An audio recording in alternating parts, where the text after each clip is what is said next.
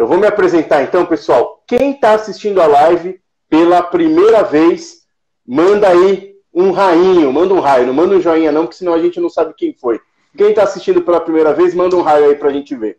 Para quem é a primeira vez, meu nome é Evandro, eu sou diretor da Elétricos, tá? Elétricos é uma empresa que a gente fornece soluções turnkey de infraestrutura de recarga. Então, a gente trabalha com projeto, comissionamento, consultoria, venda de carregador, instalação, comissionamento e tudo que o cliente precisa. Até pedestal a gente desenvolve quando o cliente precisa, tá? E a gente aí está nessa estrada já faz quase um ano e estamos colaborando aí para o desenvolvimento de infraestrutura de recarga para veículo elétrico no Brasil. E hoje, o nosso convidado não é nada mais, nada menos que o cara. Hoje ele vai estar no paredão. Eu tenho certeza que a galera vai bombardear ele de pergunta, certo? Então, pessoal, vamos ajudar aí a divulgar a live. Cliquem no aviãozinho e mandem aí para os amigos, para todo mundo que merece saber sobre os projetos de mobilidade. E o principal, a pergunta que não quer calar, Zeno. Pode ou não pode cobrar quilowatt-hora, mas isso aí é só depois dos comerciais. Bom, passo a palavra para você, Zeno. Muito obrigado pela presença. Seja bem-vindo e o show é todo seu. Boa noite, pessoal. Só me diga como é que está o retorno do som aí, Evandro, acho que está tranquilo. Tá bom. Sou o Zeno Nadal. Obrigado aí, agradeço a participação do pessoal aí. Aceitando aí o convite do Evandro aí, que é parte de mobilidade elétrica. Trabalhando aí fortemente para aumentar o número das estações de recarga pelo Brasil afora. E estamos aí juntos nos projetos que estão despontando agora, com o coronavírus e tudo mais, mas estamos firmes aí. O pessoal está comentando que está um pouco baixo a sua voz, então talvez pôr o microfone um pouco mais perto. Vamos ver aí. Melhorou, pessoal? Tá melhor, pessoal? Aqui tá melhor, pelo menos. Tá melhor, pessoal? Ou tá meio baixo aí? Tá fazendo um barulho estranho. Bom, vamos ver aqui se esse outro microfone fica um pouco melhor aqui. Vocês, por favor, vão dando o retorno aqui. Ah, sim. Isso aí a gente vai ajustando. Vamos lá? Vamos lá, vamos que vamos, Zeno. Então, passo a palavra novamente para o Zeno. Não, só complementando, eu trabalho na Copel Distribuição. Então, a Copel ela já teve aí um histórico de mobilidade elétrica, com alguns projetos aqui em Curitiba. Isso aí, ao longo do nosso bate-papo aí, nós vamos conversando. E agradeço mais uma vez a presença de vocês aí. E vamos ver se hoje a gente vai para as perguntas caprichadas aí, beleza? Pode mandar bala aí, Evandro. Zeno no paredão hoje, hein? Bom, pessoal, então, Zeno, obrigado pela presença mais uma vez. E vamos conversar falando um pouco de passado, né? O que a Copel já teve envolvida e já trabalhou em projetos de mobilidade no passado, recente ou mais longo, né? Bom, a Copel ela teve, os primeiros veículos elétricos da Copel, na verdade, foram um Gurgel, um E400, que por sinal, a maioria do pessoal que acessa a base de dados do Denatran, consegue ver que esse veículo está emplacado aqui no Paraná, mas eu ainda não consegui localizar. Então esse foi realmente o primeiro veículo elétrico que teve aqui na Copel. Posteriormente, a Copel desenvolveu, através de um projeto de pesquisa, desenvolveu um caminhão elétrico. Na época, a fabricação era da Puma e era todo alimentado por bateria chumbo-ácido. Então, parte da carroceria dele era reservada para essas baterias. Então, foi um consórcio de empresas que montaram esse caminhão, que para a década de 80, que foi quando ele apareceu aí, aqui em Curitiba, ele tinha características 100 km de autonomia, uma velocidade máxima acima também de 100 km por hora. Então, para a época, era um projeto extremamente inovador. Então, se o pessoal procurar na internet aí, o caminhão, o Electron, ele vai encontrar algumas fotos mostrando esse caminhão. Ele ainda está conosco aqui na Copel. Provavelmente aí, se tudo der certo, nós vamos achar um projeto para conseguir recuperar esse caminhão e colocar ele para rodar novamente, né? Aí, na sequência, a gente teve uma Palio Weekend, que foi o carro, uma parceria com a Itaipu Nacional, que tivemos uma das primeiras versões do carro, e também ela funcionou como o primeiro táxi elétrico. Então, ele fazia algumas viagens aqui em Curitiba, do aeroporto, a determinados locais do centro aqui. Tudo dentro, claro, da característica do carro, que ele tinha uma autonomia não tão grande, e o principal problema era o tempo de recarga. Esse tempo de recarga é algo que incomoda pra caramba. Então ele levava 8 horas para carregar a bateria, e naquela época não existia um sistema de carregamento rápido. Esse veículo também, a curiosidade dele é que a bateria, uma bateria de sódio, ela trabalha a 260 graus. Então imagine você sentado no banco traseiro, o conjunto de baterias atrás de você. Se ele não estivesse corretamente isolado, você o tempo todo passando calor. E daí, posteriormente, nós tivemos outros projetos, talvez o de maior volume. Foi um projeto da Prefeitura de Curitiba, chamado Curitiba Ecoelétrico, onde foram instalados 10 estações de recarga, e cada estação tinha uma estação que era carga rápida, em corrente alternada 43 kW, e as demais eram todas com 2 saídas de 22 kW cada uma. Então foram instaladas 10 aqui em Curitiba, e também foram utilizados 10 veículos na época.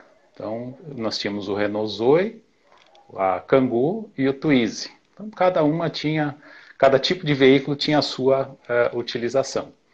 Talvez também um outro projeto que mostrou para nós a importância de você ter uma rede elétrica confiável foi um projeto com ônibus elétrico da Volvo, né? Então é o famoso Hybrid Plug. Em que anos, Isso foi 2016, se não me falha a memória, né? Então, o que nós tivemos de diferente desse ônibus? Diferente dos ônibus híbridos que nós temos circulando na cidade hoje, são cerca de 30 ônibus híbridos, que ele parte com o auxílio do motor elétrico, e atingindo uma determinada velocidade, ele passa para o motor a diesel tracionário, né? A diferença é que esse ônibus que veio para o teste, ele era 100% elétrico. Então, ele tinha aí uma autonomia para fazer 11 quilômetros. Você vai dizer, pô, mas é muito pouco. Mas o objetivo dele não era ter uma autonomia muito grande, era trabalhar 75% com energia da bateria e 25% com o motor diesel gerando energia para a bateria. O maior desafio era que esse ônibus carregasse em 6 minutos uma potência aí, um nível de 200 kW. E na época ainda nós tivemos que fazer algumas adaptações na rede, porque era ou 400 volts em baixa tensão, e o primário do transformador da estação era em 10 kV, ou seja, nenhum nem outro atendia o nosso padrão de rede. Tivemos que usar um transformador à parte para conseguir fazer esse atendimento. E mais recentemente, aí, que é o projeto que todo mundo conhece, é o da Eletrovia. Então foi uma determinação aí da diretoria para pegar uma rodovia inteira. Então, no caso, foi escolhida aí a BR-277, que liga o Porto de Paranaguá até Foz do Iguaçu. Então, são 12 estações e 730 quilômetros de distância. Bom, além disso, mais detalhes aí posso ir conversando mais adiante. Tem os projetos da nova chamada de mobilidade elétrica, não só a Copel, como várias outras distribuidoras.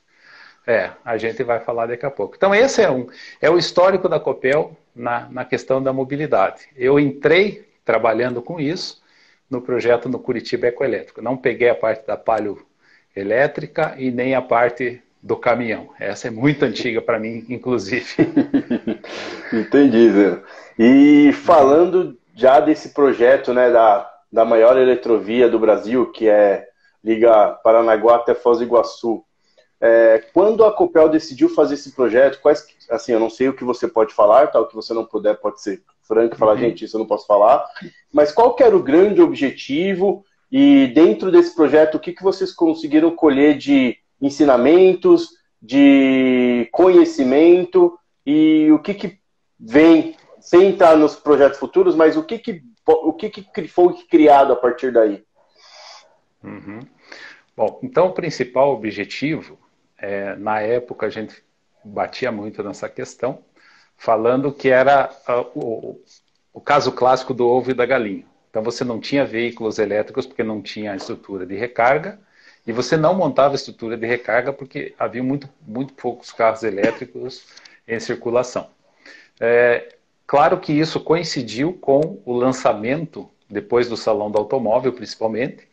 Então as montadoras trouxeram os veículos e passaram a ofertá-los no mercado de forma permanente. Então chegou o Renault Zoe. Claro, a primeira iniciativa foi da BMW, só que na época os veículos da BMW que vieram tinham todos o geradorzinho lá, o Rex, para o pessoal poder se virar. Então a grande maioria do pessoal da Associação Brasileira dos Proprietários de Veículos Inovadores, né, da BRAVEI, comprou os BMWs ali e fizeram uma história. Foi também um movimento de motivação para a mobilidade aqui no Brasil.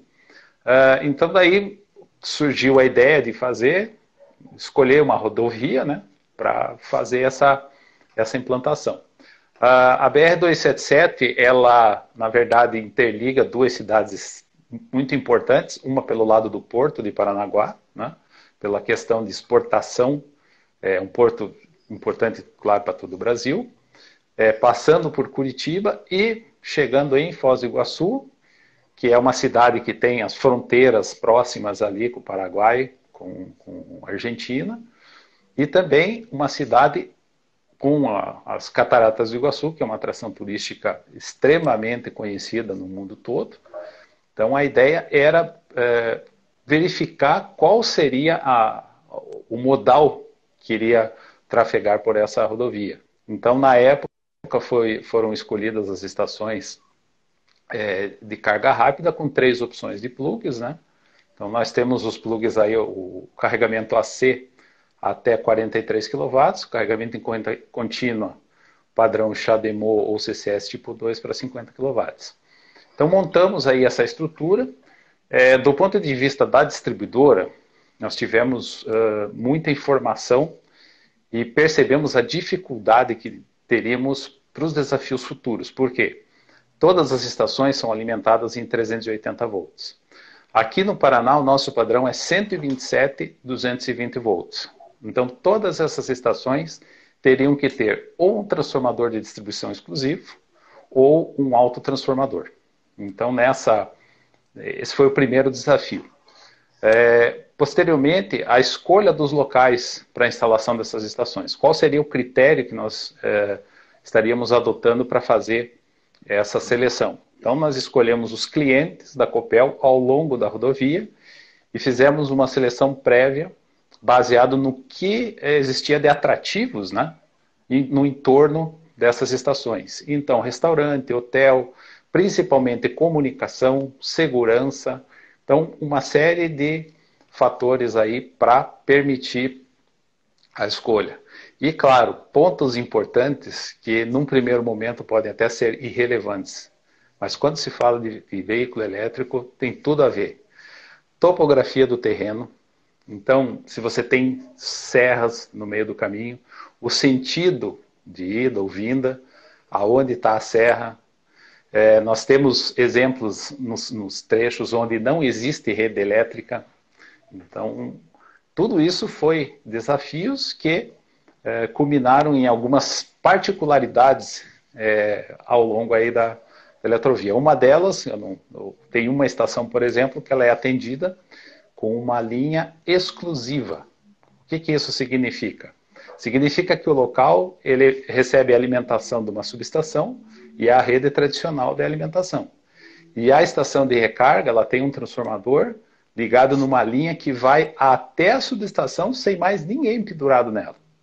Fato curioso, a rede do restaurante, do local ali, se dá um temporal, ela desliga e o carregador continua ligado. Essa é uma curiosidade, que foi a única solução que nós encontramos para essa estação, porque não tínhamos condição, ia ficar muito caro para fazer um reforço de rede na rede existente. Então, pegamos essa linha, que é uma linha exclusiva, né, expressa, como a gente chama, para atender essa estação. E claro que daí ao longo de toda essa parte da implantação, a gente já teve os desafios de conseguir principalmente os carros, que carros a gente iria escolher para rodar essa eletrovia, as características do veículo, alguns com disponibilidade de carga rápida, outros nem tanto, e esse aprendizado é contínuo, né? Então, coisas que a maioria do pessoal não fica nem sabendo, mas fazem parte do projeto, situações onde nós tivemos algumas falhas, mas a condição dessa falha aconteceu. Essa parte que é bem interessante de contar. Então, numa certa ocasião, eu estava em Foz do Iguaçu, e o pessoal me liga aqui de Curitiba dizendo que a estação estava desligada. O que aconteceu? Não, está tudo preto a tela ali e tal, aconteceu alguma coisa. Eu digo, vai ver, teve alguma manutenção ali na área, porém a alimentação dessa estação ela é separada. Então, realmente tinha acontecido alguma coisa. E como que nós ficamos sabendo desse problema? É porque o diretor chegou com um carro para carregar. Então, você veja só, você tem várias estações que podem dar problema. Aonde que dá problema? Naquela que o diretor da empresa chega para fazer o abastecimento. E todos os outros dias estava funcionando, né? Ele dá problema naquele momento. Tudo maravilhoso. Mas o mais interessante é como que foi resolvido esse problema. O pessoal fez uma videochamada para mim lá em Foz do Iguaçu. E o meu colega, o Carlos Alberto, que foi o que ajudou a implantar a grande maioria dessas estações, ele passou a câmera do celular assim por dentro, abriram a estação, né? E eu apontei para ele e falei, tem uma fonte que está desligada. E era ali o defeito. Né? Então, é uma das situações, claro que aqui a gente tem muito mais história para contar. Tudo isso está embasando a gente, principalmente nos nossos planos de continuidade agora, dentro da nova chamada da Anel de Mobilidade aí. E você sabe muito bem, porque você que fez o comissionamento da estação, né? É isso que eu ia falar, esse projeto é muito especial, na época eu ainda estava na ABB, né? Mas ele é muito especial não só pela grandeza do projeto, mas foi o dia que eu conheci o Zeno. Né? Acho que vale a pena contar essa história, porque quem me conhece sabe que eu sou pau para toda obra, né? Não tem tempo ruim. Tá na chuva é para se molhar, tem que fazer, vamos fazer. Teve um período durante quando eu trabalhei na ABB que eu atendi a região do Paraná e Santa Catarina. Então, principalmente a região ali de Curitiba e Florianópolis. E aí, quando a gente contratou uma pessoa para ficar definitivo lá em Curitiba, eu fui passar a região para essa pessoa, mas até então não tinha nada a ver com carregador, não era o cara de carregador, eu era engenheiro de aplicação, cuidava de todos os produtos de baixa e média tensão, mas principalmente de proteção. E aí, a pessoa que cuidava do carregador naquela época, 2 dias antes de fazer o comissionamento do primeiro carregador instalado na Copel, ela saiu da ABB. E aí ficou aquele limbo. E agora? Quem vai? Quem faz? Aí ligaram e falaram, Evandro, você tá aí. Cara, eu falei, manda os manuais aí e deixa comigo. E foi. Aí foi eu e o Rafael Melk na época e um dia a gente comissionou, ligou pra Holanda, botamos pra funcionar e já tava carregando os carros. E aí foi desse dia que eu conheci o Zeno. Foi muito bom aquele dia. E até você falou do Melken aí.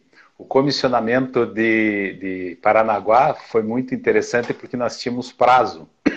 Então, o prazo, tem que deixar instalando em tal data. Então, foi uma correria para conseguir carro. Então, na época, o Luiz Oliveira, da Renault, foi comigo para lá. Até agradeço ele também aí pela força. Chegamos lá e tinha sido instalado um outro eletroposto provisório que era remanescente daquela época do projeto de Curitiba, aqui do Curitiba Ecoelétrico. E ficou um negócio muito esquisito em Paranaguá na época, porque a gente queria deixar o ponto lá funcionando até a estação da BB desembarcar no porto, né, para ser feita a instalação. E como era remanescente daquela época, ele mostrava na tela lá, ele mostrava assim, em caso de problema, ligue Central 156. Central 156 é o atendimento aqui de Curitiba. Então ficou um negócio, aparecia o logo da Prefeitura de Curitiba. Na época a gente nem se ligou, mas tinha uma certa urgência em colocar para funcionar. E daí quando fomos lá para instalar o carregador da ABB, ele foi testado em cima do pallet, né? Então ele foi descarregado, o pessoal veio com a empilhadeira, alimentou a estação, testamos, porque a base de concreto não estava pronta.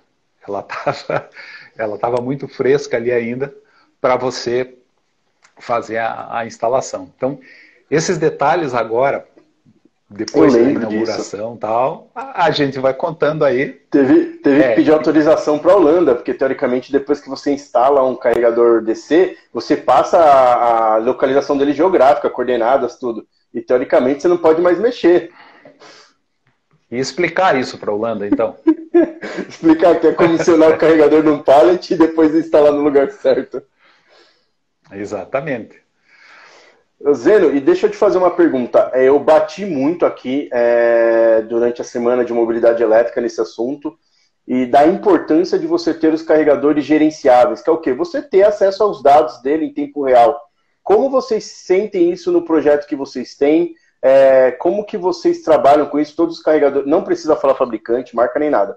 Todos os carregadores são gerenciáveis, não são? Como que está esse trabalho? E qual é a importância disso no seu ponto de vista, que está no dia a dia? Bom, nós como o recurso da distribuidora, então nós temos uma condição de colocar na parte de medição, né? Porque todos esses eletropostos eles têm a sua medição individual, e a gente tem um mecanismo que é uma remota, como nós chamamos, né? Então é uma caixinha que você liga no medidor e programa ela para ela coletar dados de tempos em tempos, mas é uma medição bruta da parte da energia. Ele não passa mais nenhum detalhe, né? É igual uma casa, você sabe quantos quilowatts consumiu no final do mês, mas você não sabe por recarga. A diferença é que essa remota, ela consultava o medidor a cada 15 minutos. Então ele tinha uma janela de coleta de dados de 15 minutos. É diferente do convencional que você conhece, que normalmente o medidor tradicional ele faz uma leitura no mês, né? Claro que nós também temos outros projetos que nós estamos implantando, os medidores inteligentes, e nós iremos aí evoluir muito nessa questão. Porém, os dados da recarga propriamente dita, esses sim são muito importantes. Você trabalhando essa informação que você coleta, então, vou te citar um exemplo também lá de Paranaguá. O pessoal começou a perguntar assim, quantos carros estão carregando em Paranaguá? Pelo sistema tradicional, por mais que o medidor coletasse a cada 15 minutos, eu não ia ficar com uma janela aberta olhando a cada 15 minutos, você tinha um pulso de carga lá, né? Aí, nesse caso, existe um sistema de monitoramento da própria ABB, onde ela tem um mapa, propriamente dito, com as estações colocadas, onde ele mostra, através da mudança de cor, que ele está sendo carregado. Nós desenvolvemos um sistema próprio nosso, mas baseado em cima das informações dessa remota. Então ele sempre teria um atraso de no mínimo 15 minutos para saber que um carro chegou lá, conectou e estaria carregando. E isso, externando para as outras estações que a gente tem na rodovia, porque a gente tem Schneider, tem da EFASEC também instaladas. Então a EFASEC hoje, ela não está com uma solução implementada para fazer esse monitoramento. Por quê? Porque Itaipu Binacional faz parte do projeto, essas estações, eles cederam para o projeto, mas como eram estações que eles utilizavam dentro da usina de Itaipu, eles, na prática, não precisavam ficar fazendo esse monitoramento. Na época, quando isso foi implementado por lá. E daí as outras estações, por exemplo, o modelo que foi instalado da Schneider é um modelo simples, onde ele não tem nenhum tipo de telemetria e também, nessa estação específica, nós temos 2 carregadores de 22 kW, ele fica monitorando somente pela medição, né? Então, nessas condições aí, nós precisamos saber principalmente a condição de operação da estação, né? Aí vem as outras histórias, que tem um amigo nosso da Braveí também, que fez uma viagem para Foz do Iguaçu e por um problema sistêmico, ele praticamente não conseguiu carregar em nenhuma estação. E por um azar, naquele dia ali, por algum motivo eu apaguei e não estava com o celular próximo e não conseguia atender. Quando eu vi as mensagens dele, era 6 horas da manhã, ele já estava em Cascavel e o carro em cima de um guincho. Aí falei com o teu amigo da BB lá, o Wilson, e falei, Wilson, aconteceu alguma coisa. Então tinha sido feita uma manutenção, então provavelmente a condição de liberação da estação não estava funcionando, mas pelo menos em Cascavel eu consegui fazer, através da intervenção do Wilson, conseguimos fazer funcionar, né? Então, a gente tem que falar também que não é somente a ABB que está nessa jogada. Então, tem um instituto, que é o Lactec, que está executando. Então, são várias pessoas que estão trabalhando nisso, mas, como é um projeto de pesquisa, certas partes desse desenvolvimento, essa questão das falhas é algo que ele vai ser trabalhado para evitar de você ter esse problema no futuro, né? Com certeza, não precisava nem estar em questão de marcas, assim. A importância é o seguinte, não só você conhecer quantas recargas está fazendo por dia, quanto cada carro está consumindo, qual que é a frequência, qual que é o seu horário de pico, mas também qual que é o custo de, por exemplo, eu não tenho certeza, mas um posto de recarga está em Medianeira? Não. Sim. Então, qual que é o custo de repente, o carregador saiu de operação e você tem que... O custo e o tempo, e você tem que mandar um técnico lá para, de repente, descobrir que é um DR que desarmou ou uma fonte que queimou, aí vai ter que esperar a fonte queimar. Então, os carregadores gerenciáveis, a ideia é que até a parte de manutenção, pelo menos o diagnóstico de falha, você já consiga fazer remotamente. Para quando você vai até a estação, você já resolve o problema. Tem um detalhe interessante também, que a maioria dos locais onde a gente instalou tem, claro, um suporte nosso, né, o nosso pessoal, o Copel, que tem na região ali. E também um outro caso curioso, por que não existe um carregador em Guarapuava, por exemplo? Guarapuava não é área de concessão da Copel, então é Energisa. E na época nós fomos lá conversar com a Energisa, mas o padrão de entrada, isso aí remetendo ainda na questão da necessidade de energia para o eletroposto, né? O padrão de entrada ficou praticamente metade do valor do eletroposto. Então, inviabilizou no local. Porque o mesmo proprietário da área onde seria instalado é o mesmo proprietário do posto em Palmeira. E o lugar era um espetáculo, que tem em Guarapuava, é um shopping, assim, um condomínio, sensacional o local ali. Mas, infelizmente, a gente não conseguiu instalar. Por esse motivo que abrimos ali a maior distância entre estações, que é 98 quilômetros, se não me falha a memória, e tivemos um problema porque não temos rede Copel ali. Então, o último ponto que a gente conseguia era em Prudentópolis, que é uma cidade bem pequena também, e em Prudentópolis tivemos um problema, que o local, assim, mais bonito, com maiores condições de atendimento, é um restaurante novo, o pessoal que passa por ali é o relógio, porque tem um relógio grande na frente, e a família que faz a administração desse local simplesmente não quis a estação. Eles precisariam passar um pano de vez em quando, e não quiseram. Então daí nós tivemos que escolher um outro lugar, que não é nem tão apropriado para isso, mas foi a condição que a gente teve para fazer funcionar, né? E Matelândia, legal, tá? Que você perguntou, Medianeira. Muito bom. E para finalizar esse projeto, né, que completou já tem o quê? 2 anos? Está indo para o terceiro ano. Então. Você tem ideia de números, quanto, assim, estimado ou alguma coisa mais ou menos, quantas recargas já foram feitas, quanto de energia já consumiu? Olha, que os últimos números, a última planilha, eu não fechei, mas é algo em torno aí de 500 recargas, mais ou menos, né? E algo em torno entre 6 e 7 megawatt-hora de energia consumida, né? Que legal, Ultimamente, são números até que consideráveis. sim, mas ultimamente a estação com maior quantidade de recargas é aqui a de Curitiba, né? Na sede ali da Copel, principalmente com o valor individual de recarga extremamente alto. Então, como ali nós ainda não temos, não existe uma funcionalidade para dizer qual carro que carregou ali, a gente faz aposta pela quantidade de quilowatt-hora. Então, ó, se passa de 66, você já sabe que é um Tesla, um iPace. Exatamente. Então a gente faz uma aposta, mas tem apostas maiores aí já, sabe? Como foi o caso, eu lembro muito bem porque foi dia 6 de setembro. É porque tem o feriado do dia 7 e em Curitiba é feriado 8 de setembro. Então, para a maioria do pessoal, dependendo da combinação, é um feriadão, né? E eu lembro quando foi no dia 6, véspera de feriado, que o pessoal entrou em contato comigo e disse, olha, tem um ônibus que eu preciso carregar.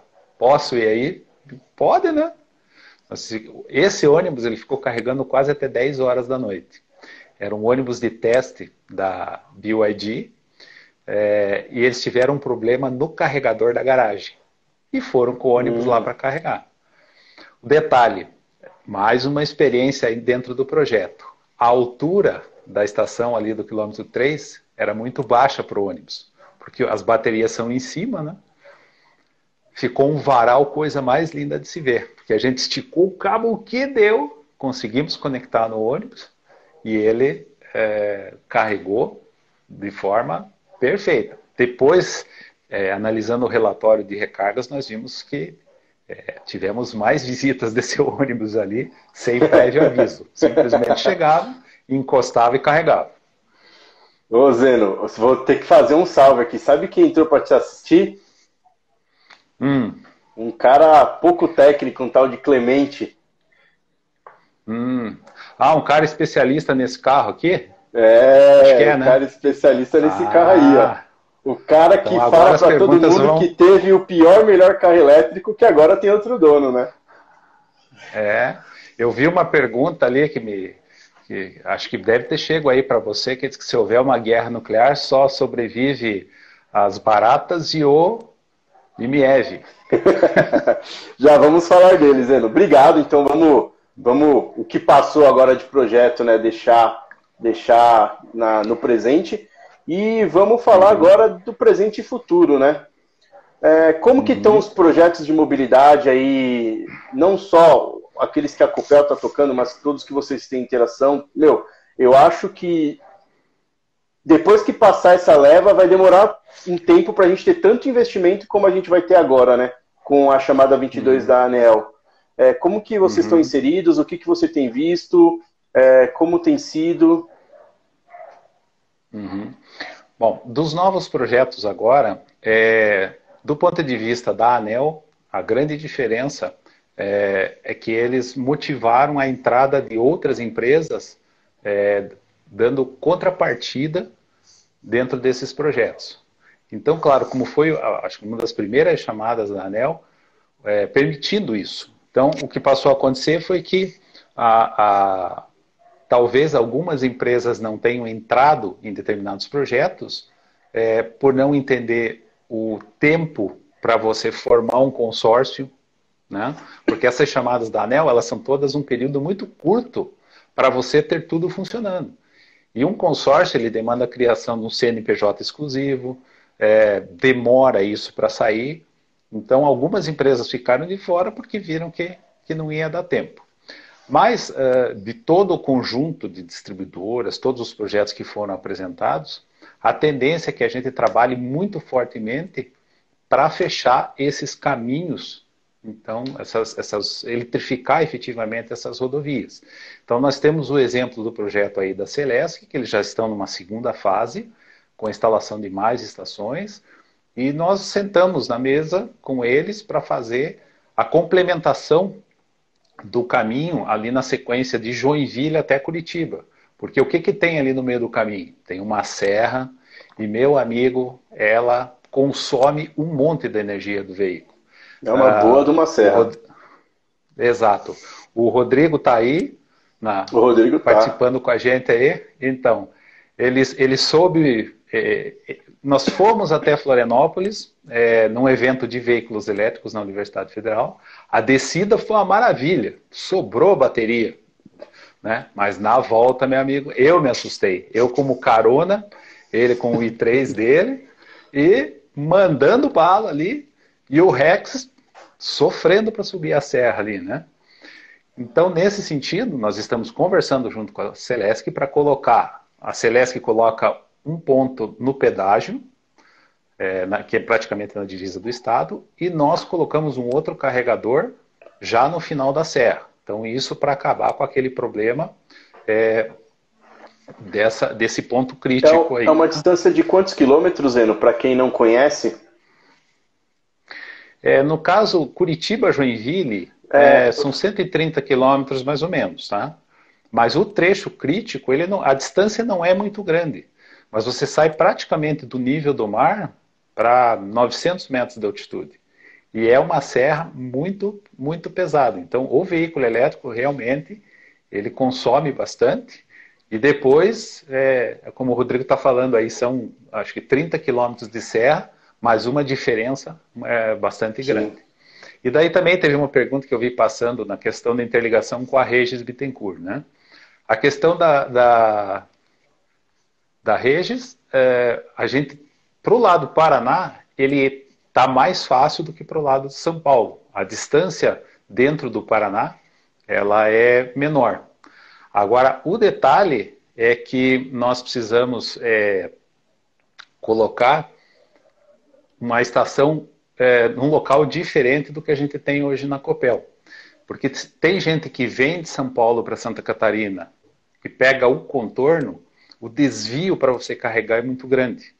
Então esse é outro aprendizado da Eletrovia, que a ideia é que você, nos contornos da cidade, você tenha também pelo menos um ponto estrategicamente colocado para permitir você fazer essa recarga, pelo menos para você chegar até a divisa com São Paulo, né? Mas isso também, as distribuidoras do lado de São Paulo, nós já conversamos com eles, tivemos também um problema semelhante ao que aconteceu na época do comissionamento.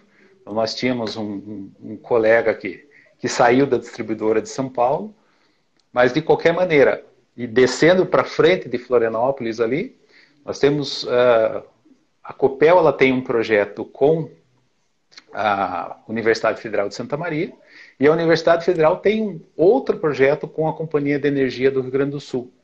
Então a ideia é fechar realmente esse corredor até praticamente o Chuí, né? Então, cobrindo todo esse trecho aí, pelo menos você podendo sair de São Paulo, Rio, porque também a gente já tem os eletropostos, né? São Paulo, Rio. Em Vitória também, no Espírito Santo ali o pessoal também está fechando. Então, aos poucos, esses pontos vão ser interligados, né? Então, tudo isso está previsto nesses novos projetos aí. O que o pessoal também pode perguntar aí, o Corona está atrapalhando? No caso desse nosso projeto com a Federal de Santa Maria, não parou nada. Então, ele está em andamento. O João está aí, acabou de escrever aqui a Companhia de Energia, ele já foi conhecer as instalações lá na Universidade Federal. E, claro, cada projeto ele tem os seus objetivos, né? Eu estou atropelando porque eu estou vendo as perguntas aqui. Fica tranquilo. E fica um spoiler. A gente vai ter um tema que é o seguinte: a importância das universidades para a expansão da mobilidade elétrica no Brasil. E a nossa convidada vai ser a professora Luciane. Então, porque é extremamente fundamental, né, o apoio técnico e científico das universidades nessa expansão. Então, o pessoal lá do Sul vai ser muito bem-vindo. Zeno, tem uma pergunta aqui, eu não sei se você sabe, mas é legal. Você sabe de alguma coisa de eletrificação da Fernão Dias? Sei que não é a sua área de atuação, né? Está um pouco longe aí do Paraná, mas se você souber de alguma coisa... Na verdade, tem o projeto, né? Mas é tocado ali, no caso, pela CEMIG, que também tem que ter essa participação. O que muda é que cada projeto, pelo fato de ser um projeto de pesquisa, ele tem que ter pontos específicos para desenvolvimento efetivo, para você ter, de certa forma, aí, o fator ineditismo do projeto, que a gente diz, né? Então você tem que ter diferenciais, né? Então, por exemplo, um dos objetos de pesquisa desse projeto com a Universidade Federal de Santa Maria é aquela questão que o pessoal gosta de perguntar, que é a transferência de energia do veículo para a rede, né? Que é o V2G. Então, associado com outros projetos que a gente já tem com eles, a ideia é testar e ver como que isso funciona, claro, prevendo uma inserção maciça de veículos em arranjos de micro-redes, que a gente chama, né, ou microgrids, onde você tem determinadas situações que o veículo fica trocando energia com a rede, né? Isso, a tendência, até aproveitando uma pergunta que passou aqui, a tendência é que apareçam, sim, veículos de carga. Então, o pessoal da Volvo já nos procurou aqui em Curitiba, que eles têm a intenção de trazer os caminhões que já estão desenvolvidos lá fora para rodarem aqui, né? Aí que o bicho pega, porque são recargas na ordem de 350 kW de potência, né? Legal. Pessoal, para quem quiser saber sobre carga também, a gente vai conversar, sem ser próxima semana, na outra, com o Eduardo Bortotti. Ele é Head de Facilities e de Frota na Enel. E aí a gente vai conversar justamente sobre eletrificação de frotas. E numa distribuidora, você não tem só carrinho de passeio. Você tem cegonheira, você tem muque. Então ele vai trazer bastante informação. Zeno, o nosso tempo está voando. Pessoal, quem está gostando, manda aí coraçãozinho pro Zeno, que tá muito bom, Zeno. É muito assunto para falar. Acho que a gente vai ter que marcar umas 3 lives. Seguindo um pouco, eu queria agora, tirando um pouco o chapéu do Zeno Copel, o Zeno usuário, como que é ser dono do Miev, o carro. Eu acho que esse carro foi mais cobiçado que todos os outros carros do Brasil. Bateu o iPace, bateu hoje o lançamento do e-tron. Clemente, quantas pessoas na lista de espera para comprar esse carro? Olha, pessoal, eu vou contar uma coisa para vocês aí, né? Certas coisas acontecem nas nossas vidas e a gente não sabe o motivo por que elas se apresentam dessa forma, né? Eu lembro muito bem quando apareceram 4 carros ali na Copel.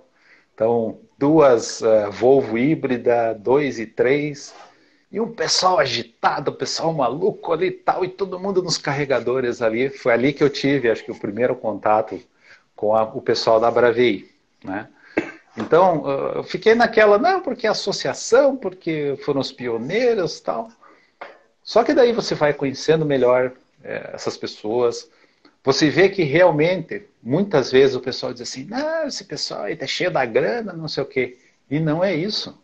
São pessoas que realmente defendem um ideal, que isso o Rodrigo me convenceu, vamos dizer assim, na viagem para Florianópolis.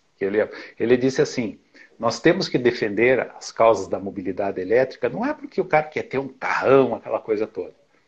Agora, com a questão aí do Covid-19, uma coisa que eu falava em palestras, eu não vou falar mais. Que eu dizia sempre que existia problema sério de poluição em São Paulo, Rio, Belo Horizonte, pela quantidade de ônibus, Curitiba não estava tão crítico assim. Rapaz do céu. Você vê o clima aqui em Curitiba agora, mudou completamente. Ou seja, é uma questão que tem que ser trabalhada, né? E a mobilidade elétrica, ela veio realmente para revolucionar. E eu, como tenho a especialização em eficiência energética, eu vejo que o ponto crítico é esse. Chega, como dizia meu professor da faculdade, chega de fazer fogueirinha, vamos aproveitar o melhor rendimento que os motores elétricos oferecem e que, combinado aí com o desenvolvimento das baterias, né, propiciam para nós aí uma vida melhor, sem ruído, sem poluição. E a questão do MIEV foi puro acaso, porque na época ali formou-se um grupo ali do pessoal que comprou o primeiro lote dos Bolt no Brasil, né? Então, inclusive, muito obrigado. Muitos deles foram meus clientes. Sou muito grato a todos vocês. Uhum. Então, o que aconteceu? Eu, por um acaso, peguei o celular, olhei assim, e o Clemente postou, o segundo ou terceiro da lista desistiu. Se ninguém aqui se manifestar, eu vou jogar no grupão, que é aquele mobilidade onde a gente participa, né? Na mesma hora eu falei para ele, parou? O que você está pretendendo fazer? Não, é porque eu vou pegar o Bolt e está previsto para tal data, tal. Eu falei, é meu. E foi uma compra que eu fiz que muita gente pensou que eu tinha enlouquecido. Porque eu não conhecia o carro pessoalmente, eu não conhecia o Clemente pessoalmente, né? E a coisa foi indo. Cara, eu fiz a transferência para ele, fizemos o negócio. Aí ele me avisou, venha buscar o carro. Eu falei, cara, eu não vou. Você pode pôr numa cegonha para mim? E o carro veio para Curitiba, né? E aí foi o dia que eu tomei o primeiro susto com o carro. Porque é óbvio que uma novidade dessa no pátio de uma transportadora, o pessoal tinha que dar uma voltinha, né? E nessa brincadeira o pessoal aproveitou bem da bateria. E o carro chegou aqui em São José dos Pinhais, então tem uma certa distância até Curitiba, e eu saí com o carro, tinha programado no GPS, ele me deu um caminho longo lá pelo contorno. Quando eu vi a distância, olhei o marcador, não ia dar. Então esse foi o primeiro aprendizado com o MIEV. Não tive problema. Quando zerou tudo, eu parei num posto, e ele tem um próprio, né? É uma tomadinha 220. Mas daí eu liguei para o Clemente e o Clemente me disse, apareceu uma tartaruga no painel? Não. Então você pode andar mais uns 10 quilômetros. Eu digo, então tá bom. Saí do posto, quando eu entrei de novo na avenida que eu estava, acendeu a tartaruga. Mas deu tudo... Mas bem no fim deu tudo certo, eu consegui num carregador que, por sinal, é tipo 1, que tem aqui na FIEP em Curitiba, e consegui carregar o carro, chegar em casa, e desde então, é só alegria. É muito legal o carro. Legal, Zeno. Nossa, o nosso tempo está voando, a gente tem aí menos de 10 minutos. Eu queria, antes de entrar num tema polêmico, eu queria te fazer uma pergunta, que aí é um pouco mais da sua relação com a nossa empresa Elétricos, né? Você que é um cara que conhece o nosso produto muito bem, nosso serviço muito bem, como você tem visto nossa atuação no mercado? Qual o feedback que você tem para dar para a gente? Uhum. Bom, dos carregadores de vocês, nós já fizemos alguns testes aqui na Copel, com todos os veículos que a gente testou, funcionamento 100%, a construção do equipamento, comparativamente aos outros, a questão, o design e a própria resistência do carregador é um diferencial, e principalmente por causa desse carro aqui, né? Então, esse carro aqui, nós não tivemos problema nenhum com ele, então fizemos as ligações com a orientação ali. Isso o pessoal sabe que o Zoe é um carro extremamente chato, principalmente na questão de aterramento. Isso aí em outras lives você já falou, mas esse fato que incomoda muita gente, para nós é uma ferramenta. Porque na própria Eletrovia nós chegamos uma vez na estação que o carro não carregou. Tinha uma falha na instalação, que era uma parte de rede, não era nem do carregador em si. Então, os carregadores que a gente testou ali da Elétricos, confesso para você que uma unidade que você deixou ali, eu tentei fazer uma série de testes mais severos. Cara, ele, quando tinha que dizer que não ia funcionar, ele não funcionava. E na hora que agora está tudo corretamente, ele funcionou de acordo. Então, acho que realmente é um produto que está aí para ficar e esperamos aí que nesses projetos aí que a gente está trabalhando aí também com vários outros atores aí, o governo do estado está querendo fazer uma licitação para mais de 100 veículos, Prefeitura de Curitiba também, outras entidades aqui relacionadas à Prefeitura. Tem um caso também num Zoe que eles pegaram da Renault e foram num posto de Ipiranga, num carregador BMW. O resultado você já sabe, né? Mas esperamos aí que possamos contar aí com os produtos aí, para os projetos aí daqui para frente. E um ponto importante é o seguinte, né? É um carregador que funciona em 220 trifásico, carrega o Zoe com 12 kW. Então, onde você não quiser colocar um transformador de 12 kW atender, é muito bom. Resolve muito. Já tem a proteção de fuga de corrente incorporada, o DR. Não desarma com o Zoe. Testado pela Renault França. Exatamente. Ó, 100%. Ai, cara. E do nosso serviço, do nosso atendimento, como que tem sido, Zeno, essas tratativas? Isso eu sou suspeito para falar, porque eu passei para você a data para a gente fazer aquele trabalho de instalação. Você pegou o carro de São Paulo, veio no horário combinado, você estava lá. Foi tudo extremamente tranquilo, né? Sem, de última hora, né? Dá para estar aqui amanhã? Dá, vamos aí. Exatamente. Então, eu só tenho a agradecer aí o atendimento, porque show de bola aí. Agradeço, viu, cara? Isso mostra que a gente está no caminho certo, assim. Quem me conhece sabe que eu trabalho com paixão, meu, velho. Às vezes a gente erra com paixão também, mas é isso que corre no sangue. E aí, vamos para a parte polêmica, que eu vi que até o Jânio tá aí, né? E aí, Zeno, depois de todos esses paredões, pode ou não pode cobrar o quilowatt-hora? Essa é a pergunta da live. Então, vamos lá. Na questão prática, se alguém aí da live depois puder passar, se o pessoal conhece algum lugar que esteja cobrando a recarga, tá?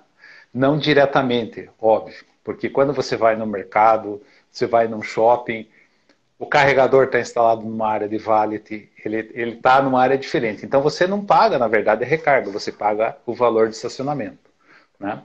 A resolução da ANEEL, ela diz que, para efeito de negócio, você pode cobrar o preço que você quiser. Então tem um artigo lá que ele está dizendo dessa forma. A questão que foi levantada até na época da elaboração da resolução era justamente o fator que o quilowatt-hora, digamos assim, a comercialização, a venda no quilowatt-hora é privativo da distribuidora, por uma questão de concessão federal, por questão de contrato de concessão, né? Mas na prática, hoje nós não temos nenhum caso de venda. Você tem os sistemas que fazem o controle do consumo, que você instala em condomínios, tal, mas são plataformas em separado. Então, via de regra, hoje, se alguém tentar cobrar em quilowatt-hora, a distribuidora vai reagir. Ela vai dizer, opa, mas espera aí, tem alguém vendendo ali. Na verdade, são novos modelos de negócio. Então, se você for pegar a legislação, até nós tivemos uma discussão, a princípio, pela resolução da ANEEL, você não poderia cobrar, mas a nova resolução de recarga diz que você pode. Então, como a gente está naquela expectativa como serviço. Então, prestação do serviço de recarga. Então, é isso que está na lei. Eu, particularmente, acho que não teria problema. Na verdade, a gente sabe dos modelos que tem fora do Brasil. Então, você poderia cobrar em quilowatt-hora adicionado de mais alguma coisa, de uma taxa de serviço, taxa de conversão, certo? Então, seria um quilowatt-hora corrigido. Então, seria... porque a ANEEL, ela interpreta o seguinte, a energia que está indo para o carro é a que está entrando. Então, nesse sentido, eu diria que pode fazer a cobrança, mas eu desafio quem estiver assistindo aqui a apresentar uma nota fiscal registrada, tantos quilowatt-hora. E me entregue, porque daí eu vou entregar para o nosso jurídico ali para o pessoal conversar, ok? Perfeito. Teve uma pergunta interessante que perguntaram cobrança em condomínio. Condomínio, pessoal, é diferente. O pessoal faz rateio de energia. Eles não lucram, não tem lucro ali na distribuição de energia. Então não tem problema nenhum. Pode ser feito o rateio, tá bom? Então, pessoal, tá aí a pergunta. Pode, mas não cobrar somente quilowatt-hora diretamente. Você precisa lá colocar alguma coisa a mais, por exemplo, uma taxa, etc. Até segundo as ordens, né, Zeno? Pelo menos é o que está valendo agora. Pode ser que mude. Exatamente. Nós vamos ver isso justamente agora, no segundo semestre, quando a maioria dos carregadores ali que deve entrar, o pessoal já quer entrar na modalidade com energia sendo cobrada. Então, isso com certeza a gente vai ver como é que vai funcionar agora, a partir do segundo semestre. Zeno, rapidinho, que a gente tem aí menos de 2 minutos. O Rodrigo fez uma pergunta importante. Vai sair o projeto Mercosul? Pois olha, nós estamos marcando uma reunião com o pessoal dos outros países, no caso, porque a Comissão de Integração Energética Regional, né, a CIER, que é a entidade que está coordenando isso, nós só estamos tendo agora um probleminha no caso de agenda, porque o novo presidente, que é o diretor-presidente da Copel, para conciliar a agenda dele com os demais representantes das outras distribuidoras. Então, no caso Uruguai, Paraguai, próprio Brasil, aqui a gente já está tendo os projetos, mas a gente precisa dar uma força grande para o pessoal da Argentina para fazer aquela eletrovia Mercosul. Então, isso aí, eu diria para você, na próxima semana ou daqui a 2 semanas, nós vamos ter essa reunião para a definição desse grupo de trabalho, que não está parado, estamos trabalhando juntos. Legal. Pessoal, seguinte, para quem está nos acompanhando, mandem aí um coraçãozinho pro Zeno. Zeno, obrigado. Você sabe que é a minha referência como pessoa, como profissional, né, cara? Quem for a Curitiba, por favor, peça indicação de lugares para almoçar para o Zeno. Ele conhece lugares ótimos. Se você acha que ele sabe de mobilidade elétrica, é que você não viu a opção de cardápio desse homem. Algumas pessoas disseram que a eletrovia, na verdade, era uma eletrovia gastronômica, porque os pontos onde tem as estações, os cardápios são caprichados. Bom, pessoal, recados, tá bom? Zeno, muito obrigado. Vamos aproveitar, joinha, hora do print, tirem print, marquem a Elétricos, marquem o Zeno. A gente está lançando agora também o hashtag Elétricos e eu vou ter que desconectar. Eu vou desligar e vou voltar aqui para dar algum recado para vocês, tá bom? Vai ser uns recados bem legais, então vai valer a pena voltar aqui. Muito obrigado, Zeno, de coração, pessoal que assistiu, muito obrigado e já volto já.